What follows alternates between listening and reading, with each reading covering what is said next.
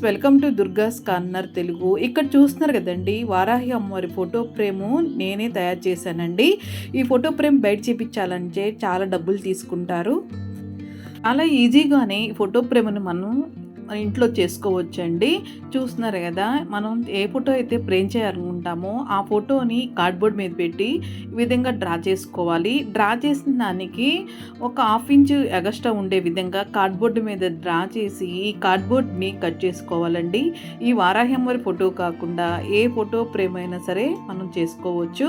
ఈ విధంగా కార్డ్బోర్డ్ని కట్ చేసుకున్న తర్వాత ఈ కార్డ్బోర్డ్కి వైట్ పేపర్ అంటించేస్తున్నాను. ఇలా వైట్ పేపర్ అనేది కొంచెం మందంగా ఉంటే బాగుండిద్ది. ఇలా బన్నీన్ క్లాత్ అడుగును పెడతారు కదా, ఆ కార్డ్బోర్డ్ వైట్ తీసుకున్నానండి. ఎగస్ట్రా ఉన్న పేపర్ను కట్ చేసేసుకొని ఫోటోని కార్డ్బోర్డ్ మీద పెట్టి ఈ విధంగా డ్రా చేసేసుకోవాలి. వీడియో చూపిస్తున్నాను, చూసారు కదా. ఈ విధంగా డ్రా చేసుకున్నాక లోపల వైపు మాత్రమే ఫెవికాల్ అప్లై చేయాలి, చుట్టూరు అప్లై చేయకూడదండి. మనం డ్రా చేసుకున్న లోపల వైపు మాత్రమే ఫెవికాల్ అప్లై చేసి మనం ఏ ఫోటో అయితే ఫ్రేమ్ కట్టాలనుకుంటామో ఆ ఫోటోని లోపల వైపు ఈ విధంగా అంటించాలి. ఇక్కడ వారాహి అమ్మవారి ఫోటోని అంటిస్తున్నానండి, చూస్తున్నారు కదా. ఈ విధంగా అంటించేసుకోవాలి. ఆ తర్వాత కొంచెం మందంగా ఉన్నటువంటి కవర్ తీసుకున్నానండి.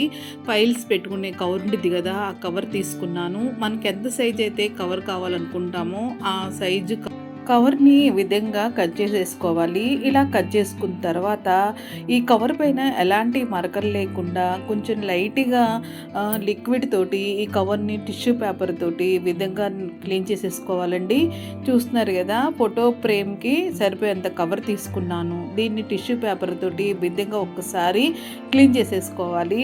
రెండు వైపులా క్లీన్ చేసుకోవాలి. ఇలా క్లీన్ చేసుకున్న తర్వాత ఫోటో పైన కవర్ పెట్టేసి బ్యాక్ సైడు ఇట్లా గ్లూ గన్ తోటి అంటించేసుకోవాలండి. ఇలా పైవైపు ఇట్లా గ్లూని అప్లై చేసేసి కవర్ని కొంచెం గట్టిగా లాగుతూ ఇలా అంటించేసుకోవాలండి. కవర్ ఎలాంటి ముడతలు లేకుండా చూసుకోవాలి. ఇలా కింద సైడ్ కూడా గ్లూ గన్ అప్లై చేసి ఈ విధంగా అంటించేసుకోవాలి. ఆ తర్వాత కవర్ని 4 వైపులా ఈ విధంగా కట్ చేసుకోవాలి. చూస్తున్నారు కదా, ఇలా 4 వైపులో ఈ విధంగా అంటించేసుకోవాలండి.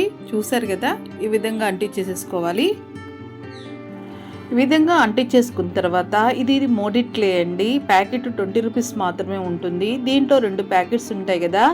మనకు కావాల్సినంత మోడిట్ క్లేని తీసేసుకొని రెండింటిని కలిపేసుకోవాలి. ఇలా కలిపేసుకొని పొడుగ్గా చేసుకొని ఫోటో ఫ్రేమ్కి పై వైపు ఫెవికాల్ అప్లై చేసి ఇలా మోడిట్ క్లేని పెట్టేసుకోవాలి. ఇది కొంచెం వెడల్పుగా రావడానికి ఫింగర్తో కొంచెం ప్రెస్ చేయాలి.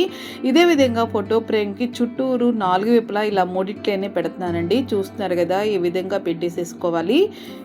ఈ విధంగా పెట్టుకున్న తర్వాత మూడిట్లే డ్రై కాకుండానే ఈ విధంగా చిన్న చిన్న హోల్స్ పెడుతున్నానండి. ఈ హోల్స్ మధ్యలో కుందన్స్ పెడతాను, కానీ ఈ విధంగా హోల్స్ పెడుతున్నాను.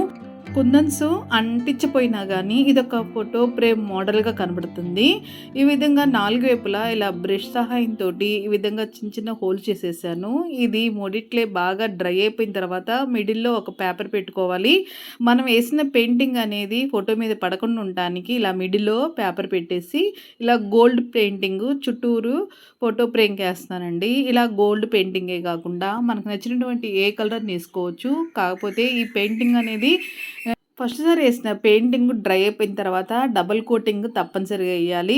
అలా వేస్తేనే ఆ పెయింటింగ్ అనేది బాగా బ్రైట్నెస్ కనబడుతుంది. మనం వేసిన పెయింటింగ్ అనేది బాగా డ్రై అయిపోయిన తర్వాతే ఈ హోల్స్లోకి గ్లూ అప్లై చేసి ఇలా కుందన్స్ అంటిస్తున్నానండి. రెడ్ కలర్ కుందన్స్.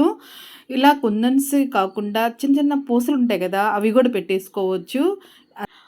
ఫోటో ఫ్రేమ్ రెడీ అయిపోయిందండి. బ్యాక్ సైడ్ మనకు కావాలంటే థ్రెడ్ తోటి హ్యాంగ్ చేసుకోవడానికి మోడిట్లతో అంటించేసుకోవచ్చు. ఇంతేనండి. డబ్బులు పెట్టి చేయించుకోకుండా మన చేతులతోనే మనము ఈ విధంగా అమ్మవారి ఫోటోని ఈ విధంగా ఫ్రేమ్ మనమే తయారు చేసుకోవచ్చండి. ఈ వీడియో కానీ మీకు నచ్చినట్లయితే లైక్ చేయండి, షేర్ చేయండి, మన ఛానల్ సబ్స్క్రైబ్ చేయండి. Thank you.